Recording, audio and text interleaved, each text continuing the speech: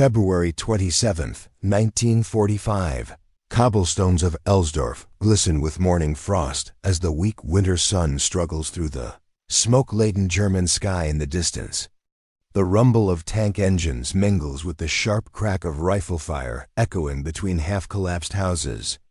Sergeant Nicholas Mashlonik peers through his periscope at the angular silhouette of a Tiger I heavy tank. Its brutal 88mm cannon jutting from the turret, like the fang of some prehistoric predator. The 57-ton steel beast has terrorized Allied crews across 2 continents. Its armor seemingly impervious to everything the Americans could throw at it. But this morning would be different. This morning, the sound filling Mashlonik's ears is not the familiar whine of a Sherman 75mm gun, but the deeper, more authoritative rumble of America's newest weapon, a machine the Germans had never seen before, the T-26E3 heavy tank.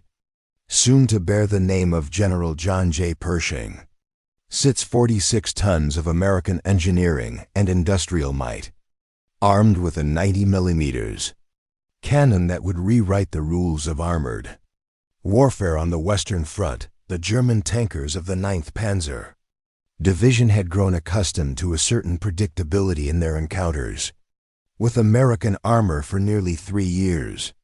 Since the first Sherman tanks rolled off the assembly lines of Detroit, they had faced an opponent that was reliable, numerous, but ultimately outgunned. The Sherman 75mm gun could penetrate their frontal armor only at point-blank range. If at all, German crews had developed an almost casual confidence, born from countless encounters where their superior firepower and protection had proven decisive. Confidence was not misplaced since 1943. The Tiger I had dominated every battlefield it entered, at ranges exceeding 2,000 yards. Its 88mm gun could punch through the frontal armor of any Allied tank, while return fire merely sparked harmlessly off its 100mm frontal plate in the bocage of Normandy, across the fields of France, and now in the industrial heartland of Germany itself. The appearance of a Tiger had been enough to scatter Sherman formations, or force them into desperate flanking maneuvers that often ended in fiery destruction. The psychological impact was perhaps even more devastating than the physical American tankers had coined. The term Tiger fear, that moment of paralyzing recognition when the distinctive angular turret and long gun barrel appeared in their sights. Tank commanders who had survived multiple engagements spoke in hushed tones of rounds that bounced harmlessly off Tiger armor while their own machines were gutted by single shots from impossible distances. But in the factories of Detroit, Grand Blanc, and Fisher Tank Arsenal, American engineers had been working feverishly to change this equation. The bureaucratic struggles and production delays that had plagued heavy tank development since 1942 were finally yielding to battlefield necessity. Reports from the Battle of the Bulge had made clear what tank crews had been shouting for months. America needed a tank that could stand toe-to-toe with the Wehrmacht's finest. T-26E3 represented more than just another tank. It embodied the full weight of American industrial capacity. Finally turned toward producing a true heavy tank. Its 90mm M3 gun, derived from anti-aircraft weapons that had proven their worth against German bombers, generated a muzzle velocity of 2,800 feet per second. The tungsten-cored T-30 armor-piercing rounds could penetrate 160mm of steel at 1,000 yards, more than enough to defeat any German armor at combat ranges. 20 tanks of the Zebra mission had arrived at Antwerp in January 1945, shrouded in secrecy and accompanied by ordnance specialists who understood that these machines represented America's answer to years of armored inferiority. General Omar Bradley had personally directed their distribution to the most experienced crews in the First Army, men who had earned their reputation in the cauldron of the Normandy bocage and the winter hell of the Ardennes. Mashlonik first laid eyes on his T-26E3, designated simply as number 40. He saw 4 inches of frontal armor, as thick as a tiger's, and the reassuring bulk of a machine designed for a single purpose: killing German heavy tanks. The 90mm gun's breech was massive, requiring specially trained loaders to handle the 3-foot-long rounds that would soon prove their worth against targets that had seemed invulnerable just months before. The German tankers, scattered through the Rhineland that February, had no knowledge of this development. Their intelligence services, once meticulous in cataloging Allied equipment, had been degraded by years of strategic bombing and the general collapse of German communications. Tank commanders, who had grown comfortable with their tactical superiority, continued to engage American armor with the same casual confidence that had served them since Tunisia. Oberleutnant Wilhelm Bartelberth, commanding a Panther tank of Panzer Brigade 106, exemplified this attitude. His crew had fought through the retreat from France, had weathered the desperate counterattack in the Ardennes, and now found themselves defending the approaches to Cologne itself. They had destroyed dozens of Shermans, had learned to gauge range and deflection with the precision of master craftsmen. The sight of American armor no longer triggered the careful respect of earlier campaigns. It had become routine, almost mechanical. This transformation from healthy respect to dangerous overconfidence would prove fatal for many German crews in the weeks to come. Tank commanders who had survived 3 years of combat by maintaining constant vigilance now found themselves making assumptions based on outdated intelligence. The bulky, angular silhouette of a T-26E3 was unfamiliar enough that many German gunners hesitated, unsure whether they were seeing a new American design or some captured German vehicle pressed into Allied service. In the machine shops of the Reich, German engineers had been working desperately to field their own answers to changing battlefield conditions.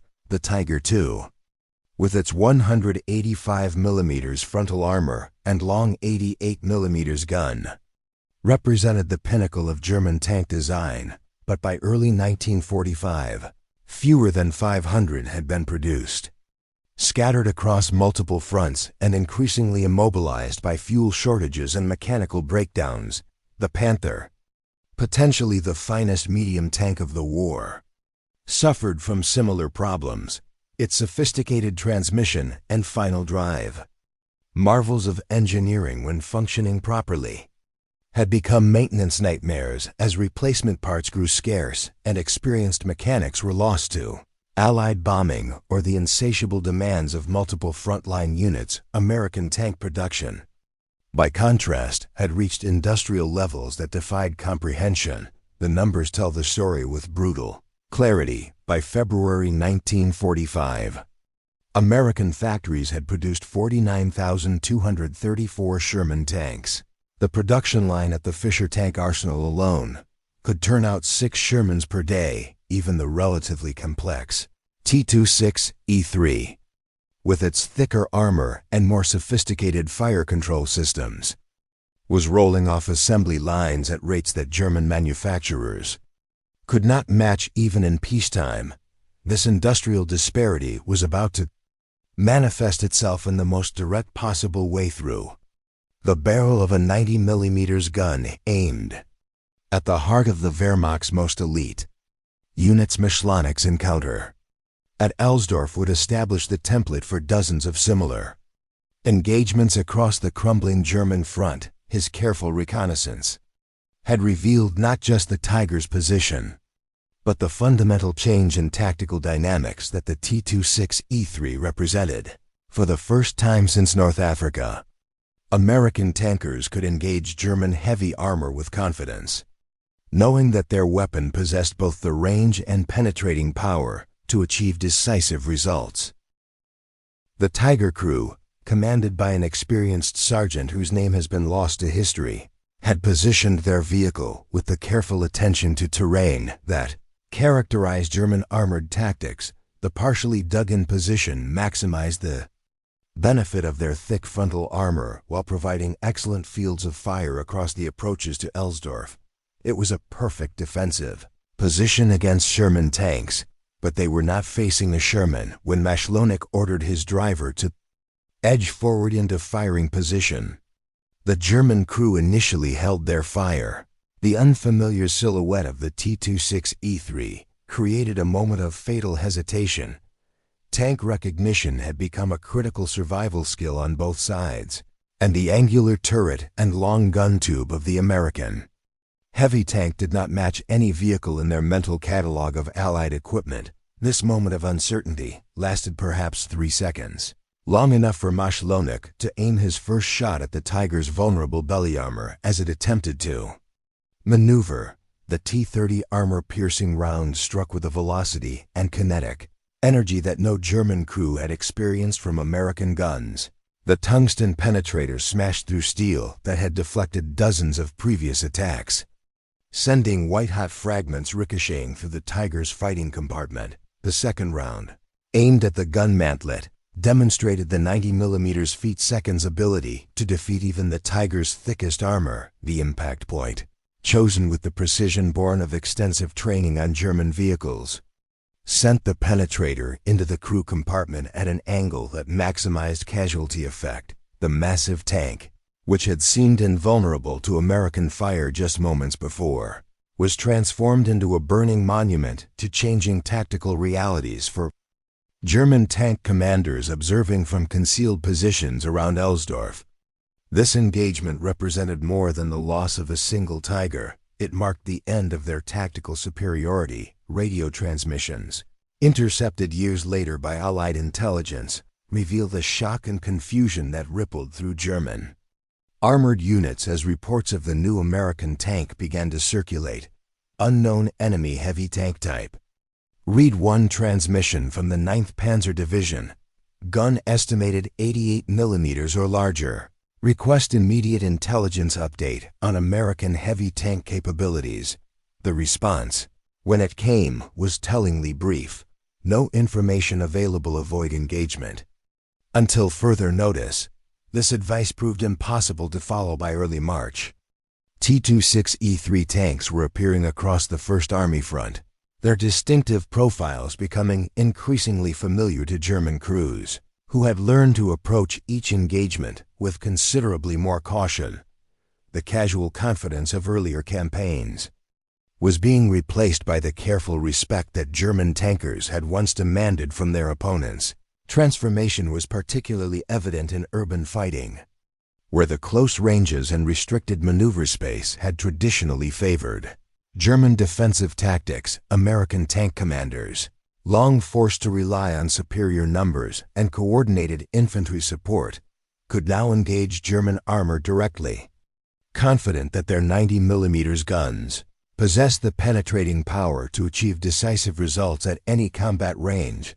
This shift in tactical dynamics was perhaps most dramatically illustrated during the advance on Cologne, where Staff Sergeant Robert Early's crew would write one of the most famous chapters in American armored history. Their T-26E3, bearing the tactical designation E7 and the nickname Eagle 7, had been assigned to the 32nd Armored Regiment's advance through the rubble-strewn streets of Germany's 4th largest city. The crew itself represented the culmination of 3 years of combat experience and training early. The tank commander had survived the Normandy landings, the breakout from the Bocage, and the winter battles in the Ardennes. His gunner, Corporal Clarence Smoyer, possessed the kind of marksmanship skills that could only be developed through months of combat against increasingly desperate opponents. Their training on the T-26E3 had been intensive but brief, just 5 days of familiarization with the new tank systems and weapons. The 90mm gun required different aiming techniques than the 75mm they had grown accustomed to. The greater recoil and muzzle flash demanded adjustments in crew coordination and target engagement procedures. Most importantly, the increased armor protection and firepower meant that aggressive tactics, previously suicidal against German heavy tanks, were now not only possible but advisable when Smoyer first fired the 90mm gun during training exercises near Stolberg. The experience was revelatory. The flash, larger and more brilliant than anything he had experienced with the 75mm Sherman gun, temporarily blinded him despite his preparation. The recoil, transmitted through the tank's heavier chassis, felt solid and reassuring rather than violent. Most importantly, the targeted damaged farmhouse chimney at 1,200 yards simply disintegrated under the impact of the armor-piercing round. "The Army needs to rush a whole bunch of these over here," Smoyer told his fellow tankers after the demonstration. His comment, preserved in post-war interviews, captured the transformation in American tanker morale that the T-26E3 represented. For the first time since entering combat, American crews possessed a weapon that inspired confidence rather than resignation when facing German heavy armor. This psychological transformation proved as important as the technical advantages that the 90mm gun provided. Tank combat, perhaps more than any other form of warfare, depends on the crew's confidence in their equipment and their ability to engage successfully. The knowledge that their armor could withstand German anti-tank weapons and that their gun could penetrate enemy armor at any practical range allowed American crews to adopt increasingly aggressive tactics. German response to these changing conditions reveals the growing desperation of Wehrmacht armored units in the final months of the war. Tank commanders who had once initiated engagements at maximum range, confident in their superior firepower, now found themselves forced into defensive positions that negated many of their traditional advantages. Panzer units that had operated with tactical independence since the early days of the war were increasingly constrained by fuel shortages, ammunition limitations, and the need to coordinate with increasingly ineffective infantry formations. The appearance of American heavy tanks represented yet another variable in an equation that was becoming increasingly unfavorable to German forces. Perhaps more importantly, the T-26E3 arrived at a moment when German tank production was entering its final collapse. The bombing of manufacturing centers, the loss of critical raw materials, and the general breakdown of industrial coordination meant that losses could no longer be replaced. Each destroyed Tiger or Panther represented an irreplaceable reduction in German armored strength. American production, by contrast, continued to accelerate even as the war entered its final phase. The factories that had produced the Zebra Missions 20 tanks were already tooling up for mass production. Plans called for 1,000 T-26E3 tanks to be delivered by June 1945.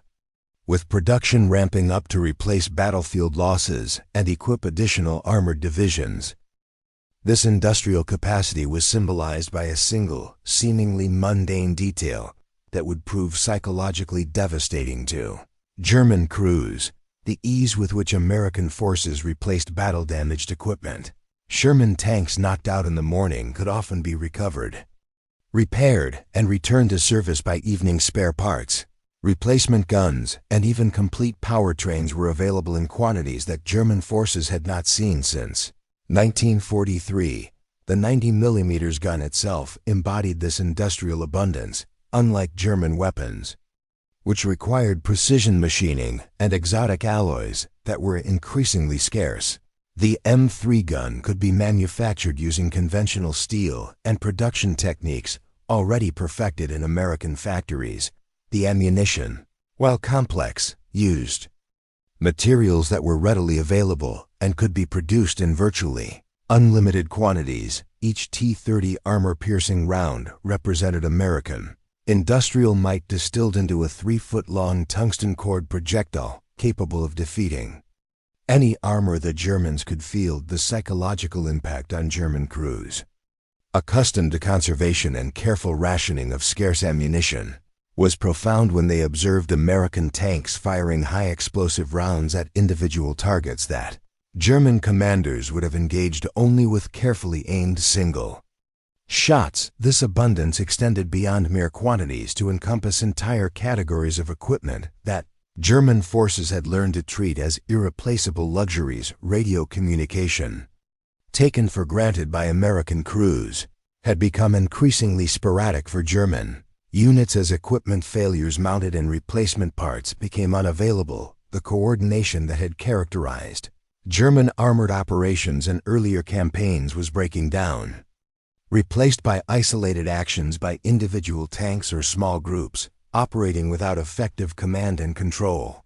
The famous tank duel at Cologne Cathedral, captured on film by Army photographer Jim Bates, would crystallize these changing dynamics in a single, dramatic encounter that would be studied by military historians for decades. On March 6, 1945, Oberleutnant Wilhelm Bartelberth positioned his Panther tank in the square before the ancient cathedral, its long 75mm gun trained on the approaches that American forces would have to use to reach the ring. Bartelberth's crew represented the remnants of what had once been one of the Wehrmacht's most elite formations.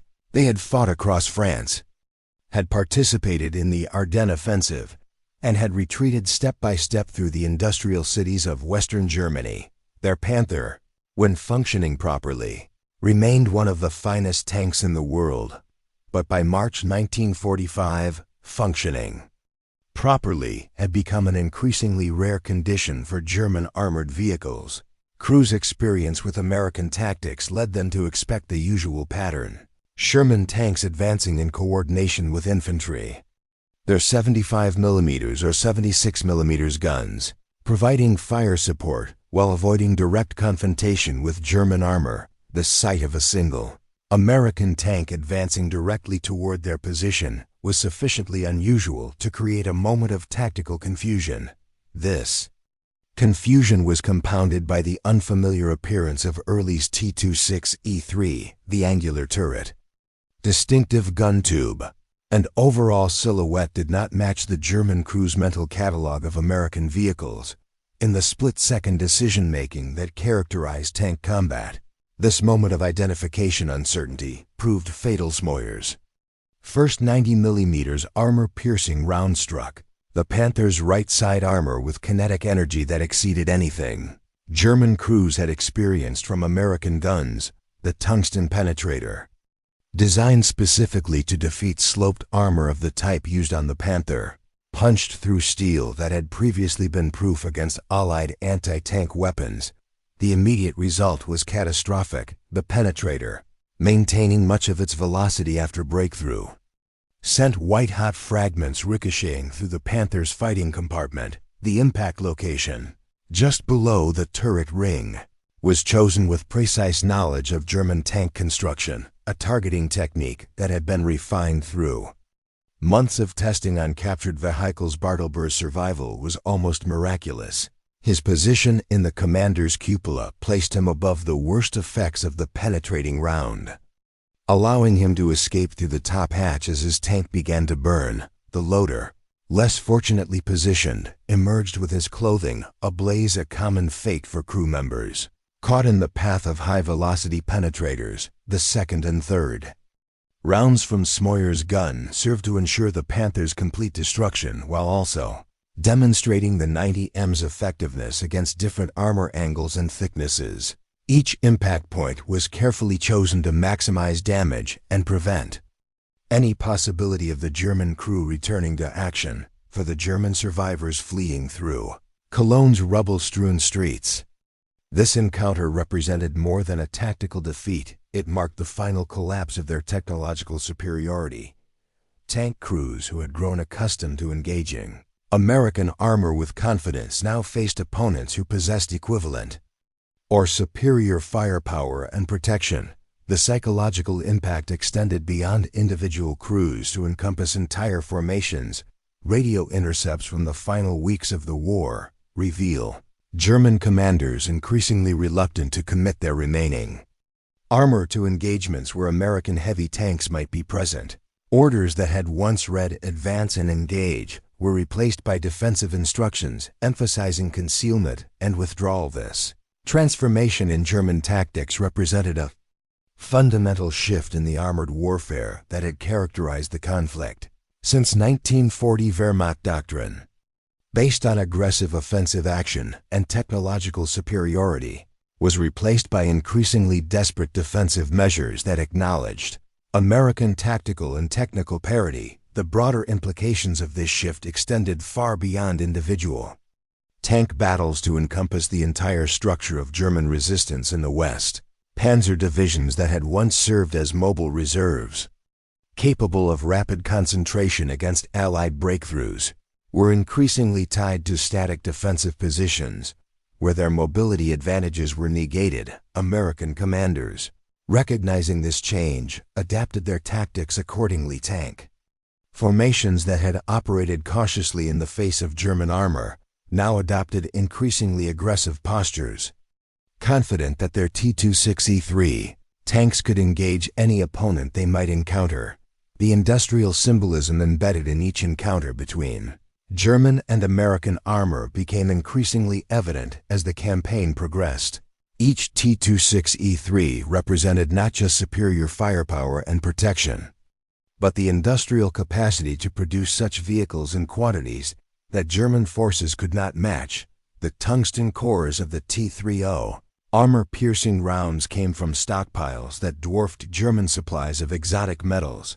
The steel armor that protected American crews was rolled in mills that operated around the clock, supplied by iron ore from mines that had never seen enemy action. Even the rubber tracks that carried these tanks into battle came from synthetic production facilities that had been built specifically to ensure independence from overseas suppliers. This industrial abundance was most clearly demonstrated in the realm of logistics and maintenance. American armored divisions operated with spare parts inventories that allowed complete power plant replacement in field conditions. Damaged tanks could be recovered by specialized vehicles designed specifically for that purpose, transported to maintenance facilities that possessed the tools and expertise to restore them to combat-conditioned German forces. By contrast, were increasingly forced to abandon repairable vehicles due to lack of spare parts, fuel, or transportation. Assets, tanks that could have been restored to service in American hands, became permanent losses that could not be replaced. This asymmetry in industrial capacity was manifesting itself directly in combat effectiveness. The symbolic power of the efficacy of the 90mm gun itself resonated through both armies in ways that transcended its mere technical specifications for American crews. The weapon represented validation of their industrial system's ability to produce solutions to tactical problems, the knowledge that their factories could design, test, and field a weapon capable of defeating the best German armor provided psychological advantages that extended far beyond individual engagements. German crews, confronting this weapon for the first time, faced the realization that their technological edge, carefully maintained since the early days of the war, had been definitively overcome. The Tiger and Panther tanks that had dominated Allied nightmares were now vulnerable to American fire at any combat range. This realization was perhaps most traumatic for veteran German tankers who had built their tactical confidence on technical superiority. Crews who had engaged Allied armor with casual confidence now faced opponents who possessed equivalent or superior capabilities in every measurable category. The transformation in American tactical doctrine was equally dramatic. Tank commanders who had learned to avoid direct confrontation with German heavy armor now found themselves instructed to seek out such engagements.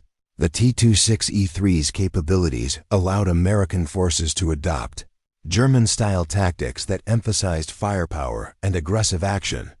The famous encounter at Dessau on April 21, 1945, would provide the ultimate test of these new capabilities when Staff Sergeant Joseph Maduri's Super Pershing, the experimental T-26E4, with its even more powerful gun, faced a King Tiger in single combat. The engagement, lasting less than 20 seconds, resulted in the complete destruction of the German tank and the death of its entire crew. The King Tiger, representing the pinnacle of German tank design, possessed frontal armor over 7 inches thick and a gun capable of defeating any Allied tank at ranges exceeding 3.0 yards, yet it fell to 2 shots from the American weapon. The first a high-explosive round that had no effect. The second an armor-piercing projectile that penetrated the tank's belly armor and detonated its ammunition. Maduri's gunner, 18-year-old Corporal John Irwin, had achieved what German crews had believed impossible: the destruction of their most powerful tank in a head-to-head engagement at close range. The technical feat was impressive, but the psychological impact was devastating for German forces observing the engagement. By April 1945, reports of American heavy tanks were circulating through Wehrmacht units with the kind of urgency once reserved for Tiger sightings in Allied communications. German tank commanders who had grown accustomed to technological superiority now faced opponents who could match their capabilities while possessing overwhelming advantages in numbers and logistical support. The industrial capacity that had produced the T-26E3 was simultaneously generating replacement vehicles, spare parts, ammunition, and fuel in quantities that German forces had not seen since the early days of the war. Each engagement with American armor demonstrated this disparity in increasingly dramatic ways. American tank crews, confident in their equipment and supported by virtually unlimited supplies, adopted increasingly aggressive tactics that maximized their advantages. German crews, forced to husband scarce resources while facing opponents who could afford to expend ammunition freely, found themselves increasingly constrained in their tactical options. The 90mm gun had become more than a weapon. It was a symbol of American industrial might and technological achievement. Each round fired represented the successful coordination of mining operations in Minnesota, steel mills in Pennsylvania, machining facilities in Detroit, and transportation networks that spanned the continent. Tungsten cores came from stockpiles that had been accumulated specifically to ensure adequate supplies for armor-piercing ammunition. The propellant had been manufactured in facilities built during wartime expansion, using chemical processes that had been refined to maximize both quantity and quality. Even the brass cartridge cases were manufactured to tolerances that ensured consistent performance under combat conditions. This attention to detail and commitment to quality extended throughout the American industrial system in ways that German forces, struggling with material shortages and declining manufacturing standards, could no longer match. The reliability of American equipment, once dismissed by German crews as evidence of conservative design philosophy, was revealed as a crucial tactical advantage when operations extended over weeks or months of continuous combat. German tank crews, accustomed to vehicles that required constant maintenance and possessed limited operational range, faced American opponents whose equipment functioned reliably under conditions that would have disabled German vehicles. The Sherman tanks that German forces had learned to destroy with relative ease were being replaced by T-26E3s that possessed not only superior firepower and protection, but the mechanical reliability to sustain extended operations. Psychological impact of this transformation rippled through German formations in ways that extended far beyond immediate tactical consequences. Tank crews who had built their professional identity on technical superiority found themselves facing opponents who possessed equivalent capabilities, while enjoying overwhelming advantages in numbers and support. Veteran German tankers, men who had survived 3 years of combat by maintaining constant vigilance and technical expertise, were forced to confront the possibility that their skills and experience might no longer provide adequate protection. The casual confidence that had characterized German armored operations since the early days of the war was being replaced by the careful respect that Allied crews had long been forced to demonstrate. This transformation in German tactical psychology was perhaps most evident in the increasing reluctance of experienced commanders to commit their remaining armor to offensive operations. Tank formations that had once been used aggressively to exploit tactical opportunities were increasingly held in reserve, their commanders unwilling to risk irreplaceable vehicles against American forces that might include T-26E3 tanks. The broader strategic implications of this shift extended to the highest levels of German command. Wehrmacht leaders who had built their defensive plans around the assumption of continued armored superiority were forced to revise their estimates of American capabilities. Intelligence reports from the final weeks of the war reveal growing German concern about the implications of American heavy tank deployment. Enemy heavy tank strength continues to increase. Red 1 intelligence summary from Army Group B. Recommend all anti-tank operations assume presence of 90mm armed vehicles with armor equivalent to Tiger I. The practical implications of this recommendation were profound. German forces could no longer assume tactical superiority in armored engagements. The industrial symbolism embedded in each T-26E3 became increasingly evident as the campaign progressed toward its inevitable conclusion. Each American tank represented the successful mobilization of an industrial system that could design, produce, and field complex weapons in quantities that exceeded anything Germany could achieve. The 90mm gun itself embodied this industrial achievement. Unlike German weapons that required exotic materials and precision manufacturing techniques, the M3 gun could be produced using conventional materials and methods already perfected in American industry. The result was a weapon that matched or exceeded German capabilities while being producible in quantities that reflected American industrial capacity. Armor-piercing round represented the coordination of mining operations, transportation systems, manufacturing facilities, and quality control procedures that spanned the North American continent.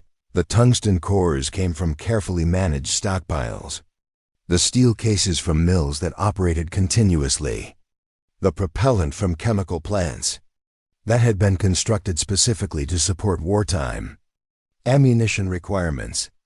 Industrial abundance was manifested in combat through the American ability to expend ammunition freely while maintaining adequate supplies for sustained operations. German crews, long accustomed to careful conservation of scarce resources, faced opponents who could afford to engage targets with multiple rounds without concern for ammunition expenditure. Psychological impact of this disparity was perhaps most evident in urban combat, where the close ranges and restricted fields of fire had traditionally favored defensive tactics. American tank crews, confident in their armor protection and firepower, could advance aggressively through built-up areas while German defenders were forced to husband their limited anti-tank resources.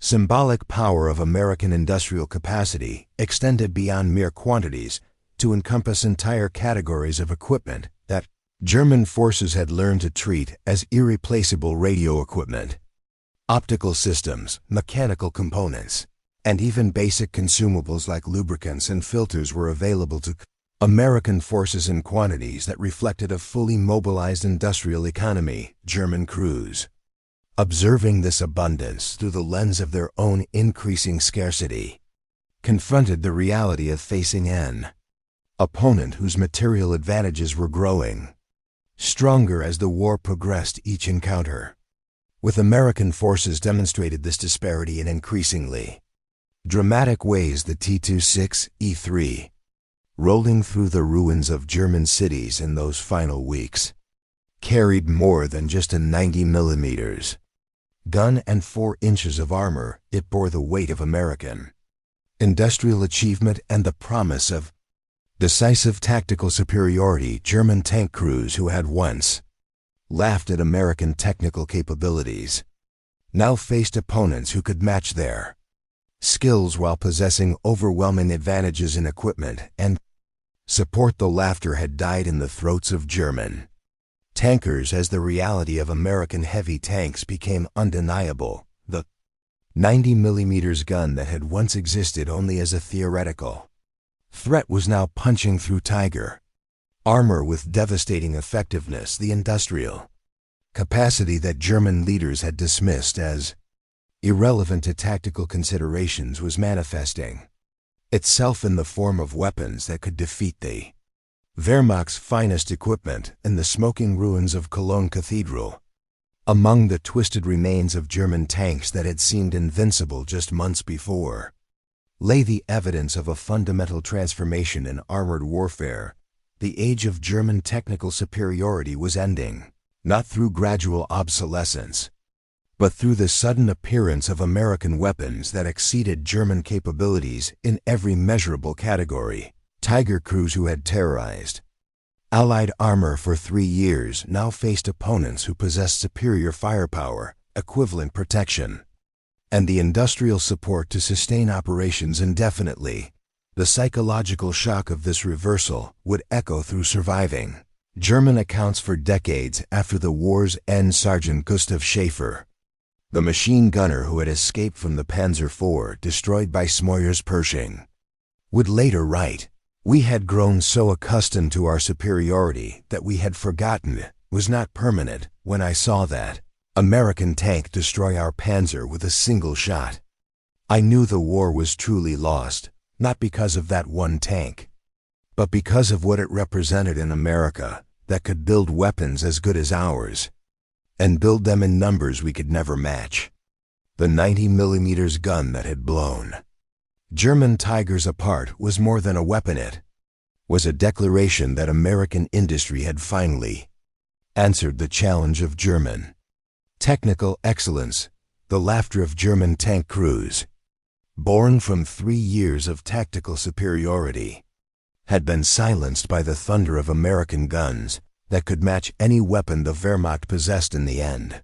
The T-26E3 Pershing represented something more profound than tactical innovation or industrial achievement. It embodied the moment when American democracy proved that it could match authoritarian efficiency in the production of complex weapons, could exceed fascist technical achievement through the application of free market industrial capacity, and could transform the material abundance of a continental economy into battlefield superiority that was both decisive and undeniable. The German tank crews had indeed laughed at American capabilities until the day when American guns answered their mockery with the kind of technical excellence that only a fully mobilized democratic society could achieve. The 90mm rounds that shattered Tiger armor carried within them the accumulated weight of American industrial civilization,